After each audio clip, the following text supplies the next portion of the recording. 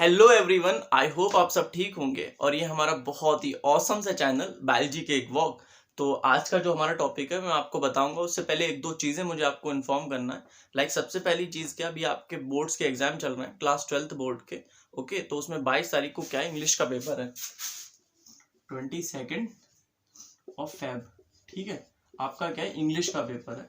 तो मैं आपको एक चीज बताना चाहता हूँ, इंग्लिश हो गया, हमारा कंप्यूटर हो गया, हिंदी हो गया, फिर फिजिकल एजुकेशन हो गया।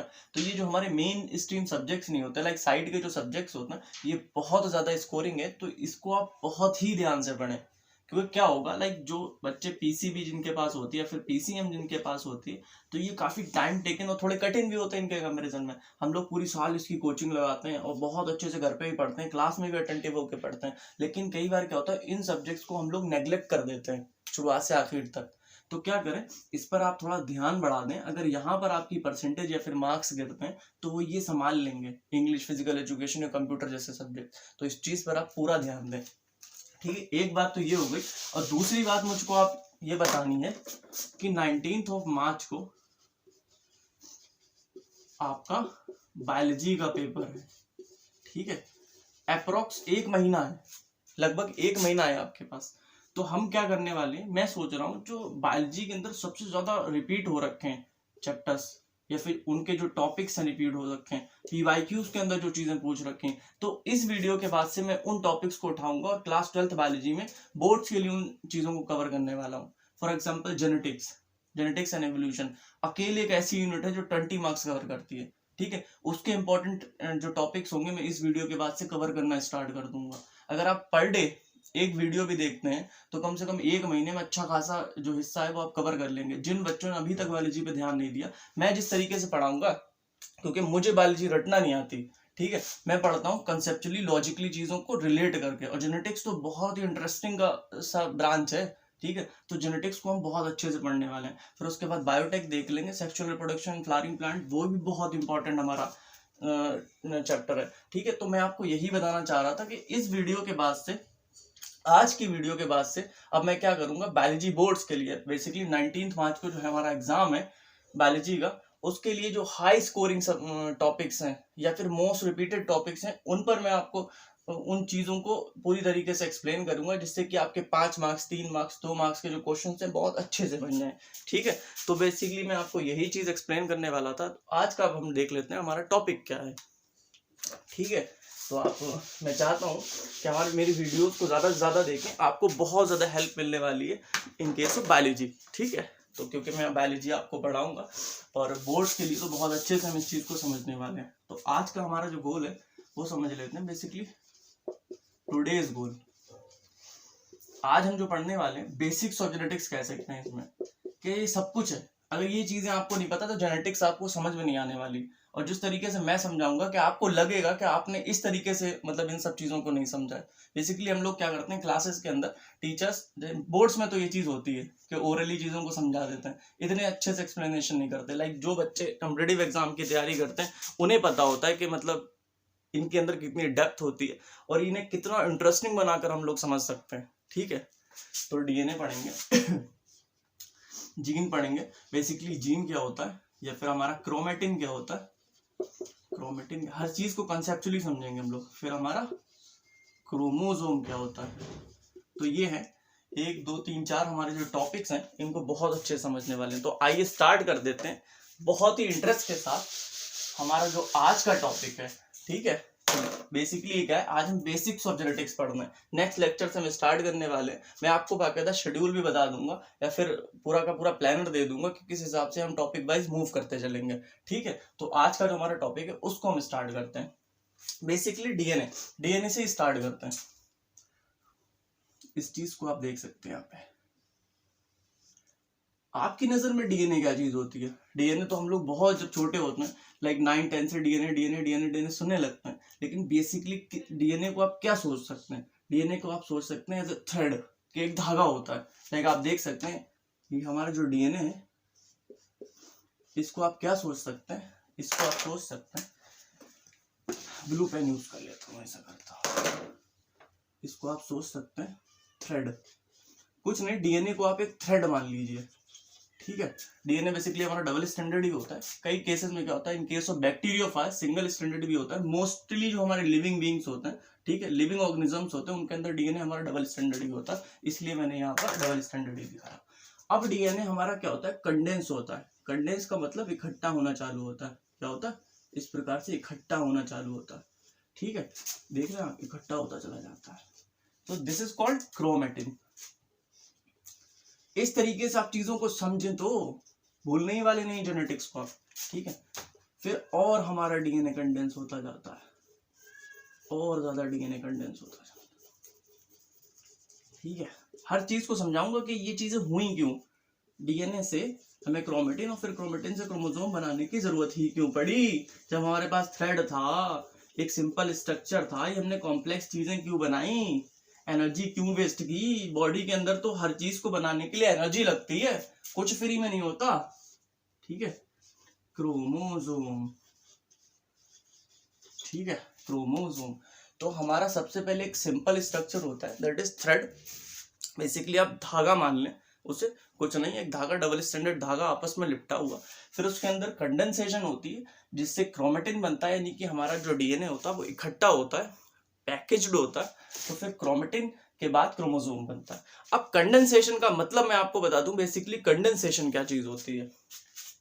कंडेंसेशन क्या चीज होती है, फॉर एग्जाम्पल कि इस तरीके से आपके पास कोई चीज या फिर धागा पड़ा हुआ है, उसको आप बहुत ज्यादा इसी तरीके से लपेटते हैं, उसका उलझा बनाते हैं, चीजों को एक पास लाना, पैकेज करना, दिस इज कॉल्ड कंडेंसेशन। अब हम कंडेंसेशन को चेक किस तरीके से कर सकते हैं, बेसिकली इसे हम चेक कर सकते हैं स्ट्रेनिंग टेक्निक से। फॉर एग्जांपल अब ऐसी जनरल हम एग्जांपल लेते हैं कि आपके पास कोई पड़ा हुआ है धागा, इस प्रकार से ये धागा पड़ा हुआ है, ठीक है, किसी भी प्लेट के अंदर आप ले लो, ठीक है, और यहाँ पर क्या है, बहुत सारा धागा एक जगह पर हमने इकट्ठा कर रखा है, बहुत, ये अलग प्लेट है, इसको ऊपर कलर डाल दो, ये कलर रिटेन करेगा ना, अपने अंदर ले लेगा, धारण कर लेगा, ठीक है, ये और कलर रिटेन करेगा। जब यहाँ पर ज्यादा धागा है ना, तो ज्यादा सारा कलर एक जगह पर रिटेन हो जाएगा, ठीक है, यहाँ पर तो और ज्यादा कलर रिटेन होना चाहिए, ठीक है, तो मैं इस हिसाब से करता हूँ, यहाँ पर और ज्यादा कलर रिटेन होना चाहिए।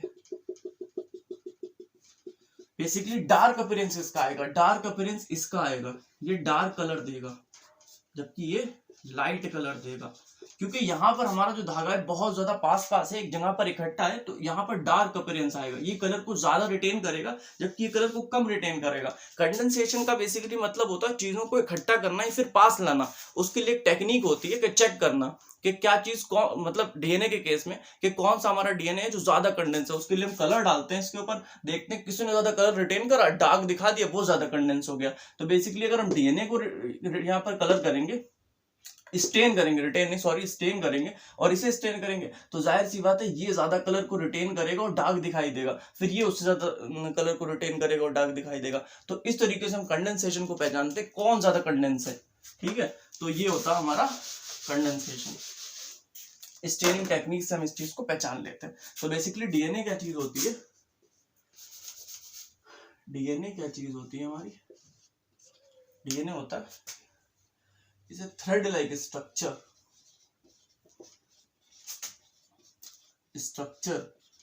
ठीक है, have genetic information,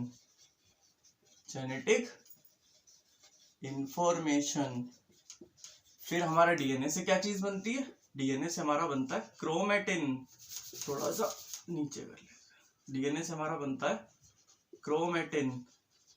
तो बेसिकली कुछ नहीं होता, क्रोमेटिन हमारा क्या होता है, डीएनए का कंडेंस फॉर्म होता है, कंडेंस फॉर्म ऑफ डीएनए, ठीक है। अब फिर क्रोमेटिन से क्या चीज बनती है हमारी, क्रोमेटिन से बनता है क्रोमोसोम, ठीक है, मोस्ट कंडेंस फॉर्म। हमारा जो जेनेटिक मटेरियल है सबसे ज्यादा कंडेंस अगर कहीं दिखाई देता है, कंडेंस फॉर्म में दिखाई देता है, तो क्रोमोसोम में दिखाई देता है। सबसे ज्यादा हमारा जेनेटिक मटेरियल यहाँ पर पैकेज्ड होता है। बेसिकली थ्रेड लाइक स्ट्रक्चर था डीएनए, उसे हमने कंडेंस किया, तो कंडेंस करने के लिए हमें कुछ बेसिक प्रोटीन की जरूरत पड़ती है, जिसके अराउंड फॉर एग्जाम्पल इस तरीके से हमारे पास अगर ये कोई बेसिक प्रोटीन है, तो इसके अराउंड हमारा डीएनए क्या करेगा, इस तरीके से आएगा, रैप कर जाएगा। तो ये पैकेजिंग में हम लोग आगे पढ़ेंगे। तो मैं आपको बता दूं, बेसिकली जब हम पैकेजिंग करते हैं फिर कंडेंसेशन करते हैं, तो उसके लिए प्रोटीन की जरूरत होती है। तो जब हम बात करते हैं क्रोमेटिन की, तो इसके आसपास प्रोटीन भी होती है, इस तरीके से प्रोटीन भी मौजूद होती है यहाँ पर, ठीक है, यहाँ पर प्रोटीन भी मौजूद होती है और कुछ आरएनए भी मौजूद होता है यहाँ पर, आरएनए भी, क्योंकि डीएनए हमारा खुलता रहता है, जब जरूरत पड़ती है आरएनए बनता रहता है, तो इसलिए हमारा जब हम बात करते हैं क्रोमेटिन की, क्रोमेटिन के पास में डीएनए तो है कंडेंस, तो प्रोटीन भी है और आरएनए भी है। बेसिकली यही चीज यहाँ पर भी होगी कि जब बात करेंगे क्रोमोसोम की, इसके साथ में प्रोटीन भी होगी क्योंकि पैकेजिंग में हेल्प की होगी प्रोटीन ने, और हमारा आरएनए भी होगा इसके, नहीं आरएनए नहीं होगा यहाँ पर, आरएनए इसलिए नहीं होगा क्योंकि क्रोमोसोम की ट्रांसक्रिप्शन नहीं होती, ठीक है, तो प्रोटीन यहाँ पर भी रहेगी क्योंकि पैकेजिंग में बेसिकली हमारी प्रोटीन ही हेल्प करती है। तो ठीक है, हमारा थ्रेड लाइक स्ट्रक्चर था डीएनए, डीएनए से क्रोमेटिन, फिर क्रोमोसोम फॉर्म हो गया, ठीक है। अब मैं आपको रीजन देने वाला हूं कि हमने डीएनए से क्रोमेटिन क्यों बनाया, कि जरूरत क्या पड़ी। हमारे पास एक सिंपल स्ट्रक्चर था, तो बॉडी के अंदर तो हर चीज को करने के लिए एनर्जी की जरूरत पड़ती है, इस पैकेजिंग की हमें जरूरत क्या पड़ी। तो मैं आपको एक रीजन देता हूँ यहाँ पर। For example, if this is a cell, eukaryotic cell, इसके अंदर क्या होगा, न्यूक्लियस। तो इसका न्यूक्लियस जो होता है उसकी जो हमारी डायमीटर होता है 10⁻⁶ मीटर, तो इसको हम क्या कह सकते हैं, 1 माइक्रोमीटर का इसके अंदर न्यूक्लियस प्रेजेंट होता है, ठीक है। और हमारा जो डबल स्टैंडर्ड डीएनए होता है यूकैरियोटिक सेल का, उसकी साइज होती है 2.2 मीटर। तो आप देख सकते हैं कि न्यूक्लियस के अंदर जो कि 1 माइक्रोमीटर का है या फिर 10⁻⁶ मीटर का है, उसके अंदर 2.2 मीटर का हम डीएनए रख ही नहीं सकते ऐसे एक्सटेंडेड फॉर्म में। इससे भी ज्यादा लंबा हो गया, मेरे हाथों से लंबा हमारा जो डीएनए होगा, ठीक है। तो बेसिकली इन्हें क्या करते हैं, आपस में इस तरीके से लपेटते हैं और उनकी पैकेजिंग करते हैं, कम स्पेस में डाल देते हैं डीएनए को, ठीक है। तो इसलिए इसकी पैकेजिंग करना पड़ती है, आपस में इस तरीके से हमें उलझा मचाना पड़ता है, ठीक है। तो इस तरीके से हम इसको पैकेज करेंगे और फिर इसके अंदर रख देंगे, क्योंकि हमारा न्यूक्लियस का साइज है इस डबल स्टैंडर्ड डीएनए से बहुत कम है, तो इसलिए हमने डीएनए से क्रोमेटिन बनाया। इसका रीजन लिखें हम, इसका रीजन लिखें, to keep in less space. ये जेनेटिक्स की बेसिक्स है कि डीएनए से क्रोमेटिन या क्रोमेटिन से क्रोमोसोम क्यों बनाना पड़ा। बेसिकली हम लोग क्या होता है, डीएनए क्रोमेटिन क्रोमोसोम को अच्छे से समझ ही नहीं पाते हैं। इस तरीके से आप समझे, जेनेटिक्स आपको बहुत ज्यादा इंटरेस्टिंग लगने वाली है, ठीक है।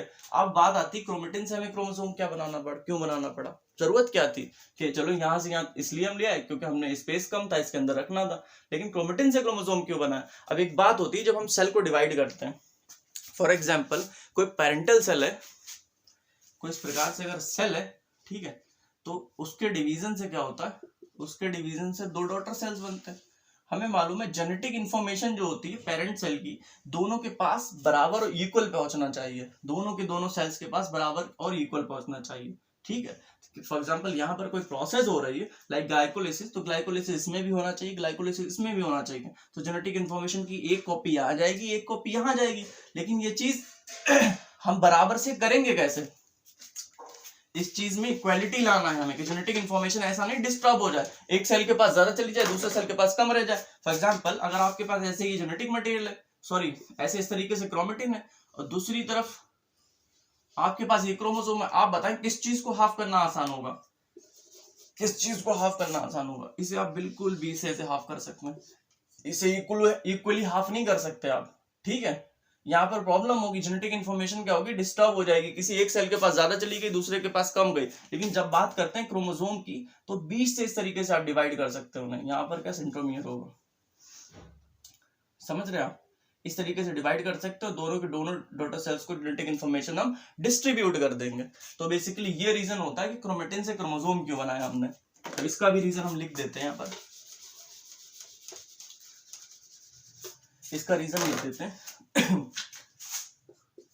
हमने क्रोमेटिन से क्रोमोसोम क्यों बनाया, for division of genetic material, ठीक है, जेनेटिक मटेरियल की डिवीजन के लिए, फिर जेनेटिक इंफॉर्मेशन बराबर से डिस्ट्रीब्यूट हो जाए। तो बेसिकली ये चीज हमारी डीएनए, क्रोमेटिन और क्रोमोसोम होती है।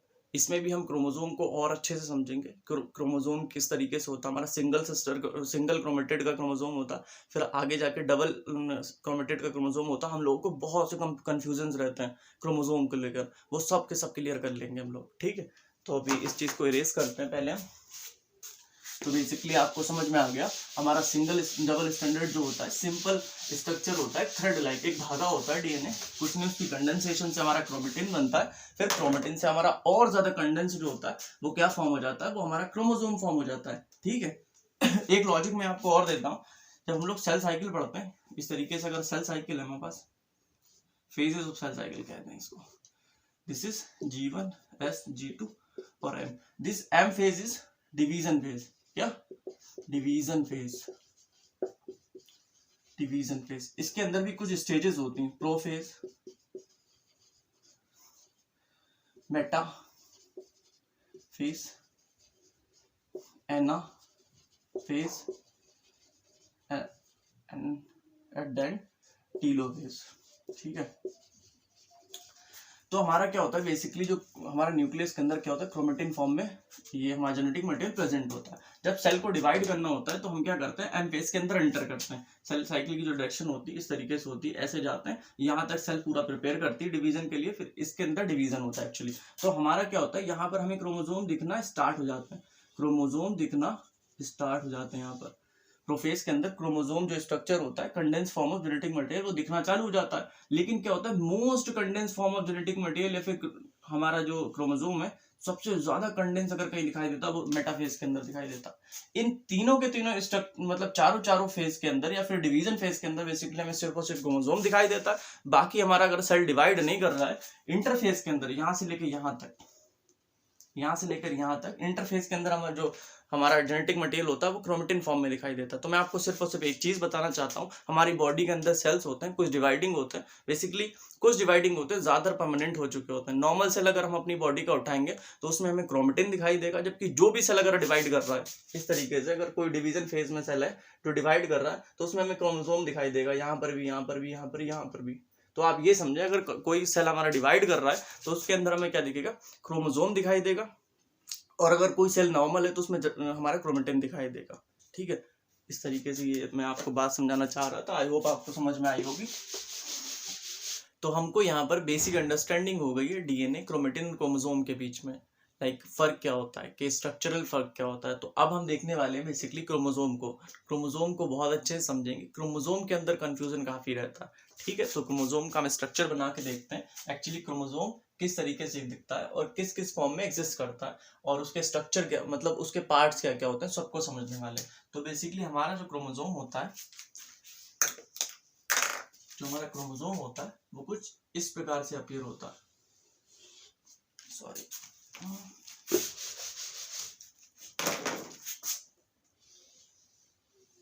ऐसे करके बीच में क्या होता है, यहाँ पर इस तरीके से कुछ कंस्ट्रिक्शन होता है, यहाँ पर कुछ पतला पतला इस तरीके से दिखाई देता है। तो इस प्रकार से हमारा स्ट्रक्चर होता है। फॉर एग्जाम्पल कोई इंसान है, ठीक है, लाइक कोई मैन है, तो उसने यहाँ पर ऐसे बेल्ट लगा रखी, तो कमर कुछ पतली दिखाई देती है इस तरीके से, ऊपर नीचे थोड़ा चौड़ा चौड़ा होता है, बीच में क्या होता है, यहाँ पर आके कुछ स्ट्रक्चर होता है हमारा पतला हो जाता है। तो ये यहाँ पर जो स्ट्रक्चर होता है, ये गोल गोल जो है, दिस इज कॉल्ड सेंट्रोमियर। ये हमारा डिवीजन में हेल्प करता है। यहीं पर से हमारा जो क्रोमोसोम होता है वो आधा आधा हो जाता है, और ये यहाँ पर जो end of chromosome, this is called telomere. ठीक है, दिस इज टीलोमियर। और ये हमारी जो होती है, दिस इज कॉल्ड आर्म। ठीक है, ये ऊपर आर्म नीचे आर्म, तो यहाँ पर दो आर्म होगी। बेसिकली ये है किस चीज का स्ट्रक्चर, ये हमारा क्रोमोसोम है, क्रोमोसोम। ठीक है, अब जब हमारी सेल डिवाइड करती है, सेल डिवाइड करती है, मालूम जो पेरेंटल सेल है वो equal distribution of genetic information करती है। पेरेंटल, अगर हमारा कोई पेरेंट सेल है, इस प्रकार से पेरेंट सेल है, उसने अगर डिवीजन किया तो यहाँ पर अगर दो सेल्स हमारी बनती हैं तो जो जेनेटिक इन्फॉर्मेशन इसके पास होगी वही इसके पास होगी। तो जाहिर सी बात है, हमें एक जेनेटिक इन्फॉर्मेशन को इसके पास है, उसकी दो कॉपी बनाएंगे, एक इसे दे देंगे, एक इसे दे देंगे। तो डीएनए क्या करता है, रेप्लिकेट करता है बिफोर सेल डिवीजन। यहाँ पर क्या हुई, सेल की डिवीजन हुई, एक सेल से दो बन गई। तो before cell division, cell divide होने से पहले क्या होता है, जेनेटिक इन्फॉर्मेशन डबल हो जाती है, या फिर डीएनए रेप्लिकेट हो जाता है, डीएनए अपनी कॉपी फॉर्म कर लेता है। तो डीएनए रेप्लिकेशन होने के बाद हमारा जो क्रोमोसोम होता है वो कैसा दिखाई देता है, मैं आपको बता दूं। मोस्टली हम ये वाला फॉर्म देखते हैं क्रोमोसोम का, ज्यादातर बुक्स में बना हुआ, ये कम देखते हैं। ठीक है, तो वो जो हमारा दिखाई देता है, ठीक है, वो कुछ इस प्रकार से दिखाई देता है। और ये बीच में हमारा क्या होता है, सेंट्रोमियर। सेंट्रोमियर डीएनए रेप्लिकेशन के बाद की बात हो रही है ये। डीएनए रेप्लिकेशन मतलब हमारी जो जेनेटिक इंफॉर्मेशन है वो डबल हो चुकी है। जेनेटिक इंफॉर्मेशन गॉट डबल, ठीक है। तो अब क्या होता है बेसिकली यहाँ पर भी वही है, ये यहाँ पर टीलोमियर होगा ऊपर नीचे इस तरीके से। जेनेटिक इन्फॉर्मेशन डबल क्या हो गई, पहले तो इस प्रकार से हमारा क्रोमोसोम था, ठीक है। तो यहाँ पर ये चीज जो होती है ये ऐसे, जहां पर इधर चले चले, ये एक जो इतना हिस्सा होता है दिस इज कॉल्ड क्रोमेटिड। क्या कहलाता है, ऊपर से नीचे, ऊपर से लेकर नीचे तक, यहां से लेकर यहां तक पूरा क्या कहलाता है, क्रोमेटिड, ठीक है। अब ये क्या होता है, पहले हमारे पास क्रोमेटिड सिर्फ और सिर्फ सिंगल था, जेनेटिक इन्फॉर्मेशन डबल हुई, क्रोमेटिड डबल हो गया। ये जो है टोटली इसकी कॉपी, मतलब इसकी कॉपी ये है, जो जीन्स इस पर प्रेजेंट होंगे वो इस पर प्रेजेंट होंगे, ठीक है। तो ये वाला क्या, ये हमारा अनदर क्रोमेटिड, और दोनों के पास जेनेटिक इंफॉर्मेशन सेम है। ये 1 एंड दिस इज 2, दोनों के क्रोमेटिड के पास जेनेटिक इंफॉर्मेशन सेम है, यानी कि इसकी कॉपी है, दोनों एक दूसरे की कॉपी कह सकते हैं। तो इसलिए क्या कहलाती है, सिस्टर क्रोमेटिड कहलाती हैं दोनों, सिस्टर क्रोमेटिड। यहां पर भी सिर्फ और सिर्फ सिंगल क्रोमेटिड है, ठीक है, सिंगल क्रोमेटिड है, लेकिन क्रोमोसोम, ठीक है। तो यहां पर क्या है बेसिकली, ये दिस इज क्रोमोसोम। जो चीज मैं बताना चाह रहा था आपको बताऊंगा, ये भी क्रोमोसोम है, ये भी क्रोमोसोम है। इस क्रोमोसोम के अंदर 2 क्रोमेटिड है और इस क्रोमोसोम के अंदर सिंगल क्रोमेटिड है। तो क्रोमेटिड ना कह के हम इसको क्या कह देते हैं, क्रोमोसोम कह देते हैं, ठीक है। क्रोमेटिड कह दो या क्रोमोसोम कह दो, तो बेसिकली सिर्फ हम इसको क्रोमोसोम ही कहते हैं। इस क्रोमोसोम के अंदर 2 क्रोमेटिड है, एक ये क्रोमेटिड है, एक ये क्रोमेटिड है। सिस्टर क्रोमेटिड क्यों कहते हैं, क्योंकि जो जेनेटिक इन्फॉर्मेशन इसके पास है वही इसकी यहाँ पर प्रेजेंट है, इसकी कॉपी यहाँ पर आ गई। जब हम सेल को डिवाइड करते हैं तो 20 से ऐसे करके यहाँ पर से एक पूरी की पूरी जो सिस्टर क्रोमेटिड की इन्फॉर्मेशन एक सेल में चली जाएगी, दूसरे के पास चली जाएगी, ठीक है। तो ये चीज होती है। क्रोमोसोम का फर्क क्या होता है, बिफोर जेनेटिक इंफॉर्मेशन का डबल होने से पहले, या फिर डीएनए रेप्लिकेट होने से पहले, या फिर डीएनए की कॉपी बनने से पहले हमें क्रोमोसोम जो होता है वो इस फॉर्म में दिखाई देता है, जबकि बाद में इस फॉर्म में दिखाई देता है, ठीक है। मैं आपको इस चीज को और अच्छे से एक्सप्लेन भी कर सकता हूँ, तो बेसिकली ये हमारे पार्ट्स होते हैं क्रोमोसोम के। तो क्रोमोसोम ऐसा होता है, फॉर एग्जाम्पल हमारे पास ये डीएनए है, double standard DNA before cell division genetic information double हो गई, यानी कि डीएनए हमारा रेप्लिकेट कर जाता है। तो क्या हुआ, ये आप देख सकते हैं, एक डीएनए से हमारा 2 डीएनए फॉर्म हो गए जेनेटिक डीएनए रेप्लिकेशन के बाद में, ठीक है। तो इसका क्रोमोसोम जब हम बनाएंगे तो वो कुछ इस प्रकार से दिखाई देता है। इस डीएनए का जो हम क्रोमोसोम दिखाएंगे वो हमारा इस प्रकार से दिखाई देता है, जबकि ये जो 2 डीएनए हैं, पहले मैं आपको एक चीज बता दूं। बेसिकली क्या होता है, हमारा जो डीएनए होता है वो न्यूक्लियस के अंदर किस फॉर्म में प्रेजेंट होता है, मैंने अभी आपको बताया था बिल्कुल इस प्रकार से। अगर ये सेल है, हमारे यहाँ पर क्या है, हमारे यहाँ पर क्या प्रेजेंट है, ये न्यूक्लियस है, इसके अंदर क्रोमेटिन फॉर्म में प्रेजेंट होगा, इस तरीके से ये क्रोमेटिन फॉर्म में प्रेजेंट होगा। यहाँ पर भी अगर हमारा सेल है, हमें मालूम है कि जेनेटिक इन्फॉर्मेशन या फिर डीएनए डबल हो चुका है, यहाँ पर इस तरीके से डीएनए हमारा डबल हो चुका है, लेकिन यहाँ पर क्या एक उलझा मचा हुआ है पूरा, हमें इस तरीके से कुछ भी समझ में नहीं आने वाला। जब हम ड्रॉ करते हैं इस चीज को तो वो कुछ इस तरीके से अपीयर होता है, समझ रहे हैं, ये सिंगल क्रोमेटिड का क्रोमोसोम, और फिर यहाँ पर इस प्रकार से। तो ये एक तरीका है चीजों को रिप्रेजेंट करने का। आफ्टर डीएनए रेप्लिकेशन, कि जब हमारा डीएनए 1 से 2 हो गए तो उस टाइम पर हम क्या दिखाते हैं कि हमारी जेनेटिक इन्फॉर्मेशन डबल हो गई। एक सिस्टर क्रोमेटिड के पास इंफॉर्मेशन है, उसी की कॉपी इसके पास है। जब सेल डिवाइड करेंगे तो क्या करते हैं, बेसिकली ऐसे तो नहीं दिखाएंगे, ऐसे दिखा दो, हटाओ, इस तरीके से। ये एक क्रोमेटिड एक सिस्टर सेल के पास चला जाएगा और दूसरा दूसरे के पास चला जाएगा। इस प्रकार से हमारी जेनेटिक इन्फॉर्मेशन का डिस्ट्रीब्यूशन हो जाता है इक्वली, ठीक है।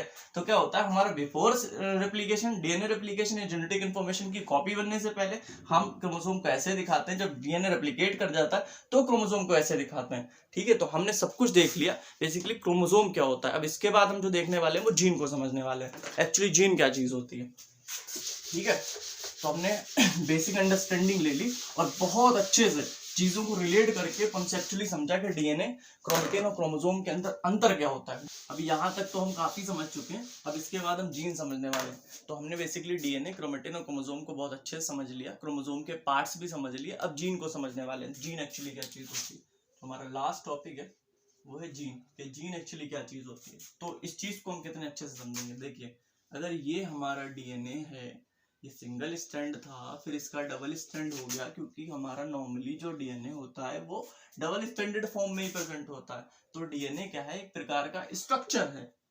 ठीक है, डीएनए क्या है, एक प्रकार का स्ट्रक्चर है। तो जीन क्या चीज होती है, इसके ऊपर कुछ पार्ट्स होते हैं, इस प्रकार से डीएनए के ऊपर एक कुछ पार्ट्स होते हैं, so this is called gene. तो एक बड़ा स्ट्रक्चर होता है हमारा डीएनए, फिर उसके ऊपर कुछ छोटे छोटे पार्ट्स प्रेजेंट होते हैं, जीन। और इसको जीन ही क्यों कहते हैं, जीन का मतलब क्या होता है, यहाँ पर ये पूरा डीएनए, ठीक है, पूरा का पूरा डीएनए, इसके ऊपर ये जीन प्रेजेंट है। अब जीन क्या है, इसके ऊपर कुछ ऐसी इंफॉर्मेशन है जो आगे ये पास करने वाला है, फिर कोई कैरेक्टर को एक्सप्रेस कराने वाला। फॉर एग्जाम्पल कि किसी के जो हेयर कलर है ब्राउन है, तो वो इंफॉर्मेशन इस जीन के पास है, वो आगे क्या करेगा, उस कैरेक्टर को एक्सप्रेस करा देगा। तो आप समझ रहे हैं ना कि डीएनए के ऊपर एक ऐसा पार्ट जीन कहलाता है जिसके पास कोई ना कोई इंफॉर्मेशन होती है जो आगे क्या करता है, वो कैरेक्टर या फिर ट्रेट एक्सप्रेस कराता है, दैट इज कॉल्ड जीन। तो मैं आपको बताऊं जीन क्या होता है, एक सेगमेंट होता है, मतलब ये टोटल डीएनए का सेगमेंट होता है, सेगमेंट या फिर पार्ट ऑफ डीएनए, और हम इसको have part of DNA have information for any character। ठीक है, किसी कैरेक्टर को एक्सप्रेस कराता है। तो जीन हमारा क्या करता है, बेसिकली कोई फंक्शन करता है, कि हमारा जो जीन होता है वो कोई फंक्शन करता है। फॉर एग्जांपल हमारा इस प्रकार से अगर ये डीएनए है, इसको लिख दूं डीएनए, टोटल डीएनए, इसके ऊपर एक जीन प्रेजेंट है, तो हो सकता है ये वाला जीन हमारा एमआरएनए को कोड करे। बेसिकली हमारा जो डीएनए होता है उसकी ट्रांसक्रिप्शन से आरएनए ही बनता है, आरएनए ही बनता है, ये एमआरएनए को कोड करे, ये वाला हमारा टीआरएनए को कोड करे, ये हो सकता है हमारा किसी एसएनआरएनए को कोड करे। तो इस प्रकार से डिफरेंट हमारे डिफरेंट जीन्स प्रेजेंट होते हैं एक ही डीएनए के ऊपर, और सारे के सारे जीन्स जो होते हैं जब उनकी इन्फॉर्मेशन मिला देते हैं तो हम जेनेटिक इन्फॉर्मेशन कह देते हैं। ठीक है, तो ये डिफरेंट हमारे जीन प्रेजेंट होते हैं, सारे के सारे किसी ना किसी ट्रेट या फिर किसी ना किसी कैरेक्टर को कोड करते हैं। फॉर एग्जांपल ये आई कलर का हो गया, कि किसी की आई कलर कैसी होने वाली, ब्राउन होने वाली है, या फिर ब्लैक होने वाली है, ब्लू होने वाली है, ग्रीन होने वाली है। ठीक है, और ये हमारा जो जीन हो गया, ये हेयर कलर के लिए हो गया, ये हाइट के लिए हो गया। तो इस प्रकार से जीन जो होते हैं हमारे हमेशा कोई ना कोई ऐसी इंफॉर्मेशन रखते हैं, या फिर किसी ना किसी कैरेक्टर या फिर किसी ना किसी ट्रेट को कोड करते हैं। तो दिस इज कॉल्ड जीन। और जीन के लिए हम एक चीज और कहते हैं, gene is unit of inheritance. ये चीज मैं आपको बहुत अच्छे से समझाऊंगा। यूनिट का मतलब क्या होता है, जब हम बात करते हैं यूनिट की, एक दीवार है तो दीवार की सबसे छोटी यूनिट क्या होती है, ईंट। उससे छोटा तो कुछ नहीं होता ना, सबसे छोटा हिस्सा क्या होता है, ईंट होती है। तो इसी प्रकार से हम बात कर रहे हैं, अगर पूरा का पूरा ये डीएनए है तो इसकी सबसे छोटा एक हिस्सा होता है वो जीन कहलाता है, जो कि फंक्शनल होता है। अगर इतना बड़ा हिस्सा ये जीन है, अगर यहाँ से इतना भी कर देना तो फिर ये फंक्शनल नहीं रहेगा पूरा का पूरा। मैं आपको और अच्छे से समझाता हूँ, ड्रॉ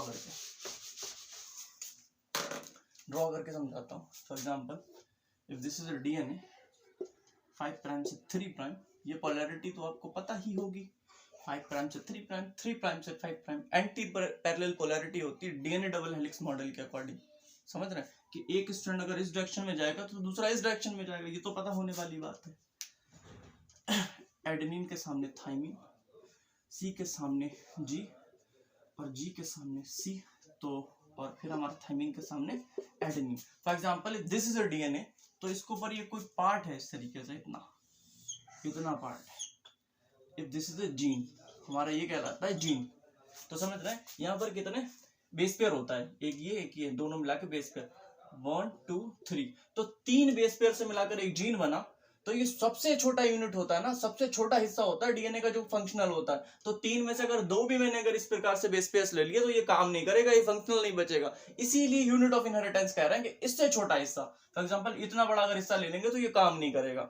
तो यूनिट ऑफ इनहेरिटेंस जीन को क्यों कहते हैं? सबसे छोटा हिस्सा होता है डीएनए का जो कि फंक्शनल होता है। तो बेसिकली हमारा जो जीन होता है इज ए पार्ट या सेगमेंट ऑन डीएनए। ठीक है, पूरा का पूरा हमारा डीएनए है, उसके ऊपर एक हिस्सा प्रेजेंट है, तो दैट इज कॉल्ड